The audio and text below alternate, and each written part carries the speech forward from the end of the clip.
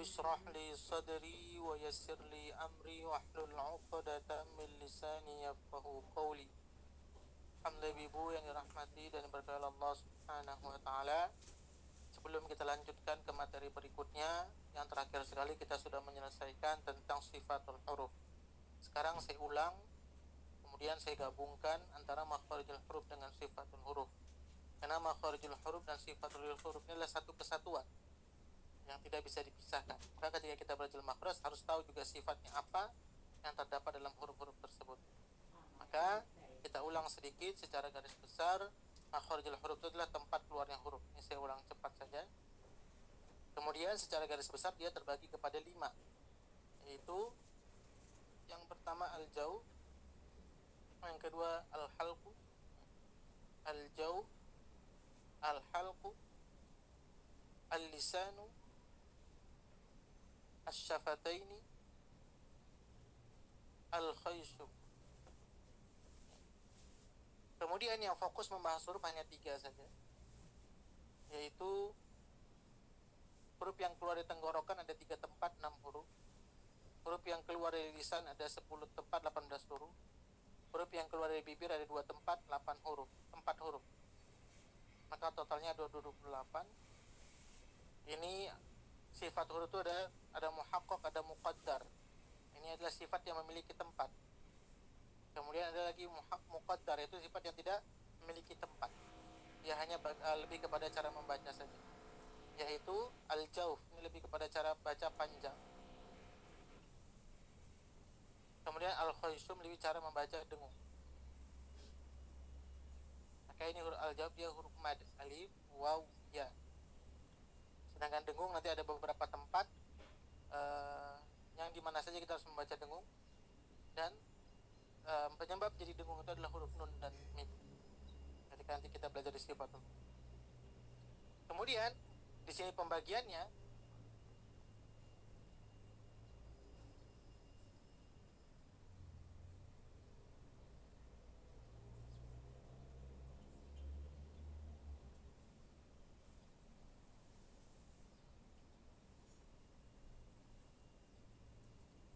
huruf yang keluar dari tenggorokan tadi ada 3 tempat 6 huruf.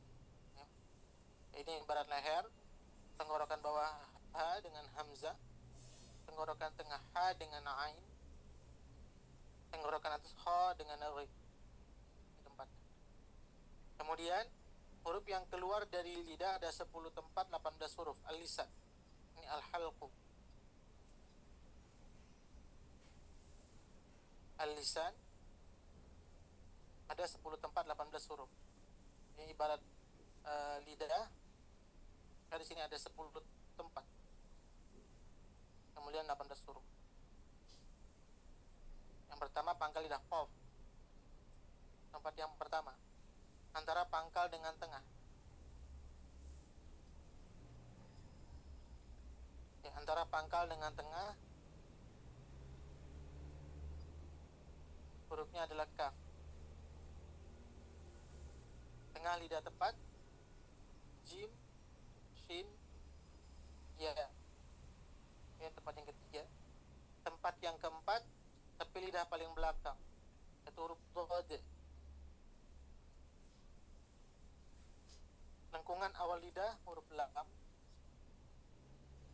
Antara lengkungan awal dengan ujung lidah huruf nun. Ujung lidah tepat itu huruf ro. Kemudian ujung lidah bertemu dengan gusi atas ta, dal, to. Lawannya ujung lidah bertemu dengan gusi bawah zai, sin, sod. Ujung lidah bertemu dengan gigi atas, seri atas sa, za, zo. Ini huruf yang keluar dari lidah. Kemudian huruf yang keluar dari bibir, asy-syafataini.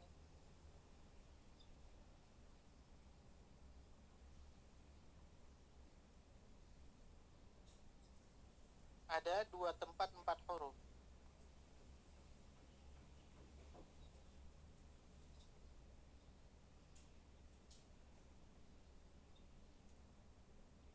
Maka tempat yang pertama adalah gigi atas bertemu dengan perut bibir bawah, hurufnya fa.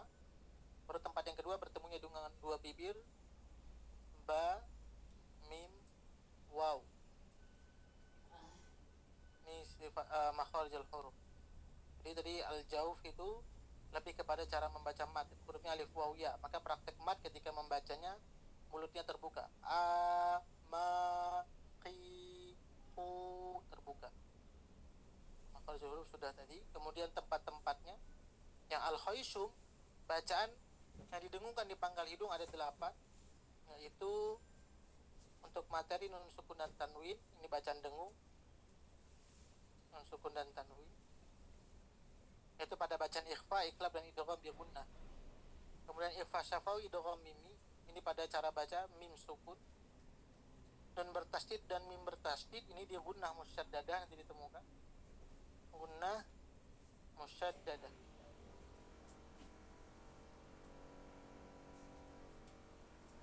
Kemudian idgham mutajanisain untuk huruf ba bertemu dengan mim, ini pada materi idgham. Inilah secara garis besar tempat-tempat keluarnya huruf, yaitu ada 5, 2 lebih kepada praktek membaca, 3-nya lagi adalah tempat-tempat posisi huruf. Secara garis besar dia ada 5, kemudian terbagi kepada 17 tempat. Rongga mulut alif waw ya, pangkal tenggorokan hamzah dengan ha, tenggorokan tengah ha dengan ain, tenggorokan kha dengan ghin, pangkal lidah qaf antara pangkal dengan tengah kaf, tengah lidah tepat jim shin ya, tepi lidah paling belakang do, lengkungan awal lam, lengkungan kedua nun, ujung lidah tepat ro, ujung lidah gusi atas ta dal to, ujung lidah gigi atas ta za zo, ujung lidah dengan gusi bawah zai sin qad, kemudian gigi atas bertemu dengan bibir bawah fa, bertemunya dua bibir ba mim waw, kemudian bacaan dengung. Ini untuk makharijul huruf. Kemudian dari setiap tempat huruf ketika ini dikeluarkan ada sifatnya, agar lebih sempurna lagi bacanya, perbedaan antara satu huruf dengan huruf yang lain.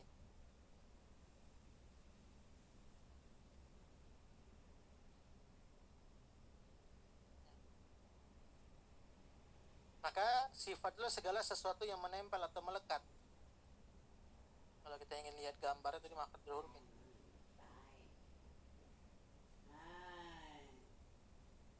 Tenggorokan ha dengan hamzah, tengah ha dengan ain, atas kha dengan ghin, pangkal lidah qaf, depannya kaf, tengahnya jim shin ya, kemudian tepi lidah paling belakang dha. Ini kalau dilihat di sini tadi kan paling dari sisi lain lam. Kenapa lamnya? Kalau dia posisi di tepinya lamnya di sini. Tapi kalau lihat lengkungannya dia lebih kepada ke depan. Kemudian nun, lengkungannya agak semakin mundur ke belakang. Ro ujung lidah, tapi dia lengkungan ujungnya maka ada namanya nanti sifatnya dia inhirab, pelengkungnya semakin ke atas. Ini ro. Kemudian ujung lidah dengan gusi atas tadal to. Kemudian dengan gusi bawah zai sin sad. Ujung lidah dengan gigi atas di sini sazazo. Kemudian gigi atas dengan perut bibir bawah fa. Bertemunya dua bibir ba mim waw. Ini makharijul huruf. Kemudian sifatul huruf, yaitu segala sesuatu yang melekat atau menempel. Secara garis besar dia terbagi kepada 2. Ada sifat yang berlawanan, ada sifat yang tunggal. Ya, ada yang berlawanan, ada yang tunggal. Maksud tunggal sini adalah tidak berlawanan. Maka sifat yang berlawanan, hamas lawannya jahar, syiddah lawannya rokhawah, isti'la lawannya istifal, itbaq lawannya infitah, idlaq lawannya ismat. Hamas lebih fokus kepada nafas, syiddah lebih fokus kepada suara. Jadi kalau hamas ini nafasnya mengalir, jahar nafasnya tidak mengalir.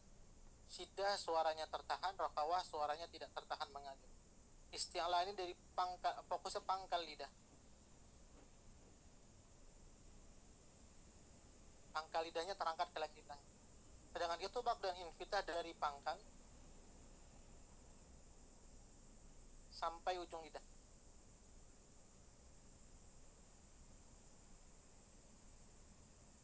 Sedangkan idlaq dan ismat ini posisi makhraj.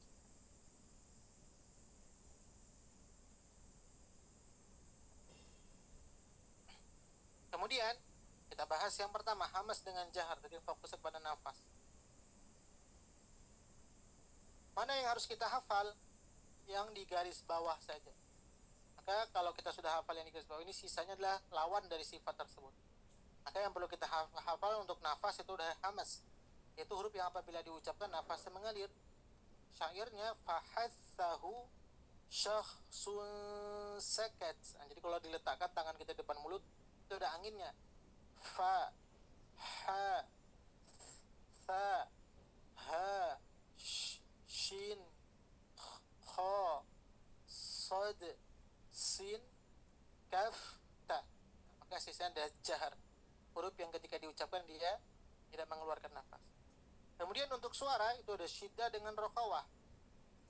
Tapi di sini ada tawasud atau bainiyah, ini sebenarnya sifat yang tunggal tidak berlawanan. Karena penjelasannya berkaitan dengan suara, maka kita gabungkan ke atas. Tawasud atau bainiyah. Bainiyah. Tawasud atau bainiyah. Maksudnya pertengahan. Karena kita kena wasit antara tertahan dengan mengalir suaranya. Maka yang berkaitan dengan suara yang di garis bawah itu adalah syiddah. Kemudian tawassut. Maka sisanya adalah rokhawah. Maka apa syairnya untuk syiddah? Ajidu qit-tabakat. Alif jim dal qaf ta ba kaf ta. Alif jim dal qaf ta ba kaf ta. Kemudian yang dihafal berikutnya tawassut atau bainiyah. Lin Umar lam nun ain mimra. Lam nun ain mimra. Contohnya kalau ini mu'minun. Ini lebihnya banyak huruf qalqalah. Kalau huruf qalqalah dihilangkan maj. Kalau ditambah panggung maj. Jadi at tambah hamas at, nanti keluarkan udara. Jadi kalau sifat yang ya fokus kepada suaranya, kita hilangkan sifat yang lain, dia akan tak berhenti. At tambah hamas ak, keluarkan nafas. Ini cara membaca kaf. Karena satu huruf itu paling sedikit 5 sifat, maka harus kita gabungkan semua sifatnya. Paling banyak 7 sifat. Contoh tawassut huruf ain, na'budu, jalan tertahan tapi masih jalan. Al-ha, dia jalan tapi masih jalan. An-a, tertahan tapi masih jalan. Kemudian isti'la adalah huruf yang apabila diucapkan pangkal lidahnya naik ke langit-langit sehingga dia dianggap berat atau tinggi. Hurufnya ada 7. Khussadawtin qil, khussadawtin qil, khasa da'rinta qafza. Kemudian lawannya adalah istifal, huruf yang apabila diucapkan pangkal lidahnya akan naik ke langit-langit. Kemudian itbaq dan infitah. Jadi isti'la dan istifal ini fokusnya kepada pangkal lidah. Sedangkan itbaq dan infitah fokusnya dari pangkal sampai ujung lidah.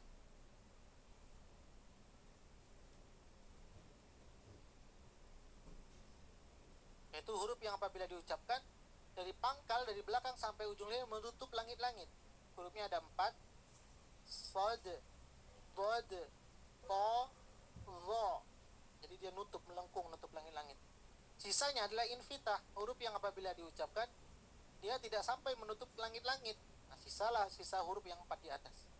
Oke, yang perlu dihafal yang di garis bawah saja. Kemudian posisi makhraj, idlaq dan ismat. Idlaq ini kenapa dia dikatakan lancar? Karena memang posisi makhrajnya berada di depan.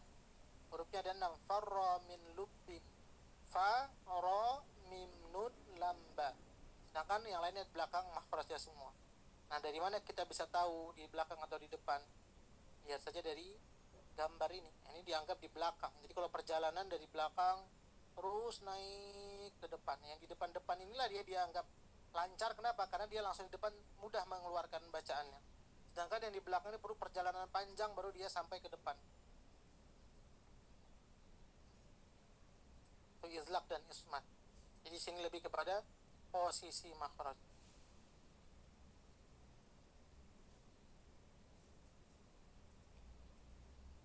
Kemudian sifat yang tunggal, tadi tawassut sudah. Itu sisanya layyin, inhiraf, takrir, safir, tafashi, qalqala, istitalah dan gunnah. Apa itu layyin? Huruf yang apabila diucapkan dia menjadi lebih lunak, lebih mudah diucapkan. Kenapa? Karena harokat fathah bertemu dengan ya dengan waw sukun, maka dia lebih mudah, lebih ringan secara pengucapan. A jadi ai, a jadi au, ba bai, ba bau. Lebih enak ketika dia digandengkan dengan ya dengan waw, maka lebih lunak secara pengucapan. Kemudian inhiraf, huruf yang apabila diucapkan melengkung lidahnya ke langit-langit. Lam dengan ro. Ini tadi kalau kita lihat gambar kan melengkung. Paling kuat tuh huruf ro ke belakang melengkungnya. Kemudian nun di depannya. Maka lam dengan ro ini melengkung naik ke atas. Kemudian ro, lam dengan ro.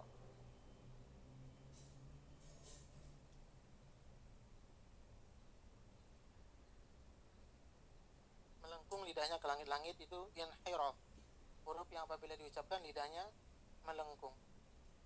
Kemudian takrir, huruf yang apabila diucapkan dia bergetar. Itu huruf ra, lebihnya tidak ada bergetar. Kemudian safir, huruf yang apabila diucapkan dia berdesis.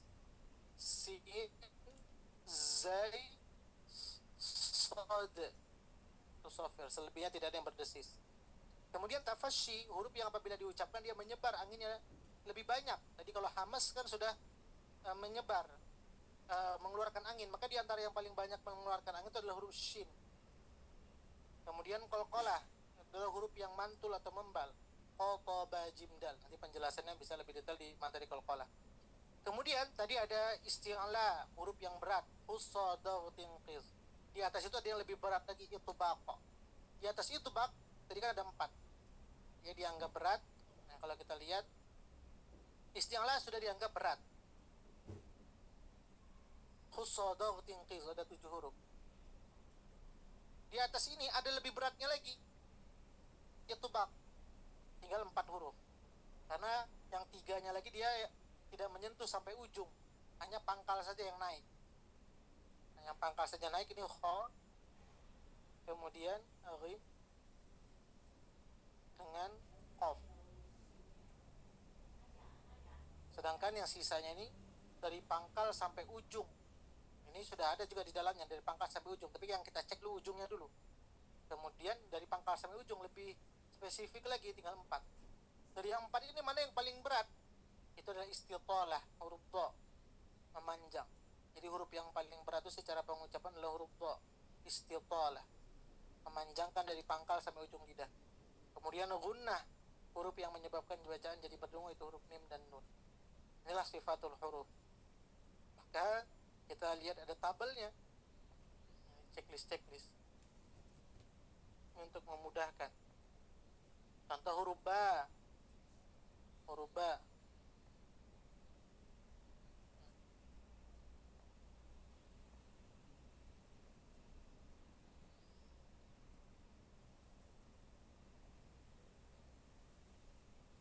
contoh huruf ba.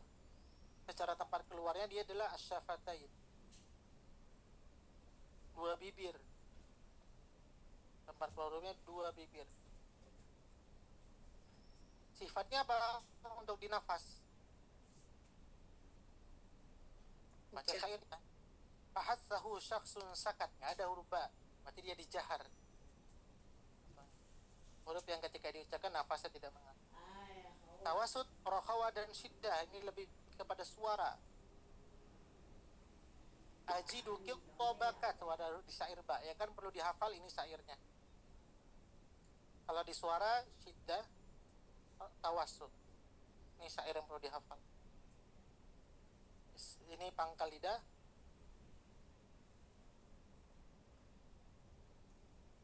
Ini yang perlu dihafal. Kemudian itubaq dan infitah yang perlu dihafal, itubaq dari pangkal sampai ujung lidah.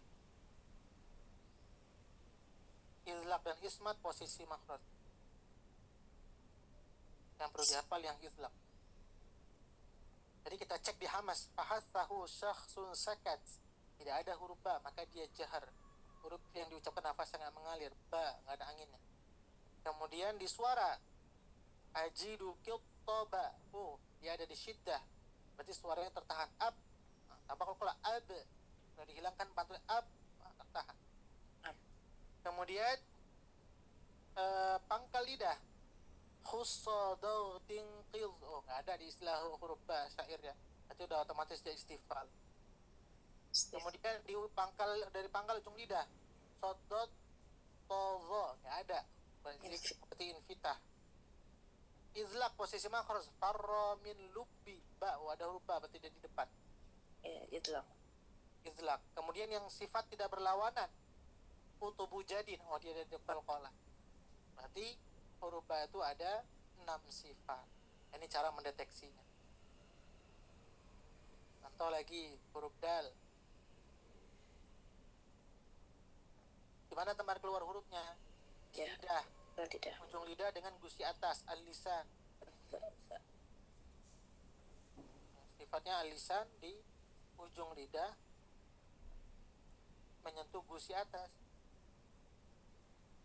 Kita cek syairnya dulu, nafas. Fahassahu syakhsun sakat, nggak ada huruf dal, berarti dia jahar, huruf yang dijadikan nafasnya nggak mengalir. Kemudian di suara ajidu, ada huruf dal, berarti dia di syiddah. Kemudian pindah ke pangkal lidah, hussadautin qidh, berarti dia tidak ada, maka dia istifal. Di istilah tidak ada hussadautin qidh. Jadi kan di hamas ini, kalau lebih mudahnya nanti kita cara ngeceknya syair-syairnya saja. Contohnya yang di hamas, fahassahu syakhsun, fa ha ta ha shin kha sad. Selebihnya berarti syiddah. Selebihnya maaf, ini hamas. Selebihnya adalah jahar. Untuk yang ini syiddah, alif, jim, dal, ajid, batin, bakat, to, ba, ajidu, qid, to, bakat, ka, ta. Kemudian nilin umar, lam, nun, ain, mim, ro. Ini istilah yang perlu dihafal. So, uso, do, rotin, qaf, zo, uso, dotin, qaz, zo. Ini sod, zod, to, zo saja. Ini fa, ro, mim, nun, lam, ba. Selebihnya kalau nggak ada di huruf ini ya sisanya. Ini yang perlu dihafal. Kemudian tadi untuk yang berkaitan dengan pangkal lidah ujung, dari pangkal sampai ujung lidah, saya sod, do, to, zo, nggak ada. Berarti dia di infitah. Huruf dal. Kemudian posisi makhraj, farra min lubbin, nggak ada nih, farra min lubba, nanti otomatis dia adalah di isma. Kemudian sifat tunggal adalah qalqalah, to, baji. Nah, ini cara mendeteksi. Banyak ya Ustaz. Ya, paling sedikit satu huruf itu paling nggak 5 sifat, paling banyak 7. Yang paling banyak itu ada 7 sifat, itu hanya huruf ro saja. Nih kalau ro kita cek ada 7. Pertama, nafas, fahassahu syakhsun sakat, nggak ada huruf ro, berarti dia di jahar. Di suara, alin umar, tidak adanya di tawassut. Kemudian pangkal lidah, dari pangkal lidah saja, hussadautin qidh, nggak ada di istilah, berarti dia istifal. Kemudian ujung dia sodot tozo, nggak ada, berarti dia infitah. Posisi makhraj, farra min lubin, berarti dia di depan. Idlaq. Sifat tunggal, dia melengkung, inhiraf. Kemudian dia bergetar, takrir. Maka 7 sifat. Jadi huruf ro inilah yang paling banyak sifatnya, memiliki 7 sifat. Jadi dia sendiri yang hanya 7. Yang lainnya 6, 5 ya. 5, 6 gitu. Ada pertanyaan sampai sini Bu untuk mendeteksinya? Nanti bisa tinggal sesuaikan saja dengan materi-materi sebelumnya. Nanti untuk prakteknya, latihannya di sini. Betul-betul dibuka ketika dia al-jauh kan terbuka panjang. Betul-betul jangan jangan dibuka vokalnya. I u ba. Jangan ba, jangan dijalankan karena dia hamzah syiddah. Ajidu ba, stop suaranya. أن أنئ من المؤمن أن أنئ. Cara praktik. Apa yang nanti di sini ada huruf ya. Fafi, apa? Fafi fubaf fufan fani faf. Nah, nyambung kan? Faf. Nah, karena dia rokhawah. Jangan faf. Nah, jangan ada gitu aja. Fufan fani faf minal muf nih nyambung. Fanifan fanifa. Ada cara praktek. Ada pertanyaan? Yang goin Pak Ustaz suka ketukar. Oh, ghiru bau. Jalankan bau karena dia rokhawah. Gong ghani ghorna ghorna. Karena ada huruf setelahnya harus disambungkan. Itu rokhawah ya? Rokhawah. Ghorna, jangan ghorna, jangan putus. Iya kan kayak kutbu jadin apa kol-kolah gitu.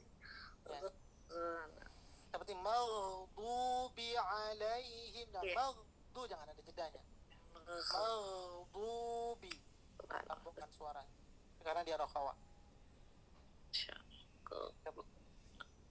Ada pertanyaan lagi, Bu? Berarti ro itu sifatnya sama dengan kho atau enggak sih Pak Ustadz? Sama seperti kho. Nah, kalau kita lihat kan dari Pak Ustadz ya. Keluarnya di situ juga kho. Ya, tempat gitu yang sama. Kho dengan ro itu sama. Tenggorokan atas. Yang membedakan itu sifatnya. Oh iya ini ya. Jadi ibaratnya contoh sederhana Ibu memahaminya. Ada satu tempat tadi yang 3 hurufnya keluar. Seperti atau tenggorokan atas 2 ke tempat keluar huruf ya. Kho dengan afid. Satu tempat 2 huruf. Ibaratnya cara mudah memahaminya, ada seorang ibu dengan bapak, dia punya anak.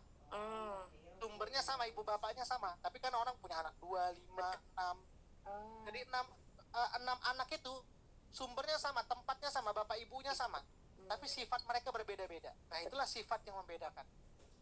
Maka terkadang di makhorijul huruf itu ada yang tempatnya sama, itu ibarat bapak ibunya sama.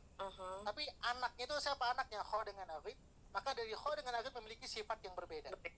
Maka nggak bisa kalau kita belajar makhorijul huruf saja, pasti nanti akan ada kesamaan, bingung, kan sama tempatnya kho dengan afid. Maka nanti yang membedakannya adalah di sifatnya. Seperti itu. Ya jelas Pak Ustaz. Bisa dipahami Bu ya? Insyaallah. Insyaallah. Kita bikin lain waktu, kita lanjutkan lagi prakteknya, kemudian baru kita lanjutkan materi. Jadi untuk hari ini kita ulang saja dulu supaya menggabungkan antara makhorijul huruf dan sifatul huruf. Mudah-mudahan yang sedikit ini bisa manfaat untuk kita semuanya. Insyaallah nanti kita lanjutkan lagi di pertemuan berikutnya. Ini saja mungkin Ibu yang Anda boleh sampaikan, lebih kurang maaf. Kita tutup dengan doa. A'udzu billahi minasyaitonir rajim. Bismillahirrahmanirrahim. Alhamdulillahi rabbil alamin. Hamdan yuwafi ni'amahu wa yukafi'u mazidah. Ya Rabbana lakal hamdu kama yanbaghi li jalali wajhikal karim wa 'azimi sultanik. Allahumma salli wa sallim ala sayyidina Muhammad. Allahumma rahamna bil Qur'an. Allahumma ij'alna min ahli al-Qur'an. Allahumma nawwir qulubana bil Qur'an wa zayyin akhlaqana bil Qur'an وادخلنا الجنة بالقرآن ونجنا من النار بالقرآن. ربنا آتنا في الدنيا حسنة وفي الآخرة حسنة وقنا عذاب النار. وصلى الله على سيدنا محمد وعلى آله وصحبه وسلم. سبحان ربك رب العزة عما يصفون وسلام على المرسلين والحمد لله رب العالمين.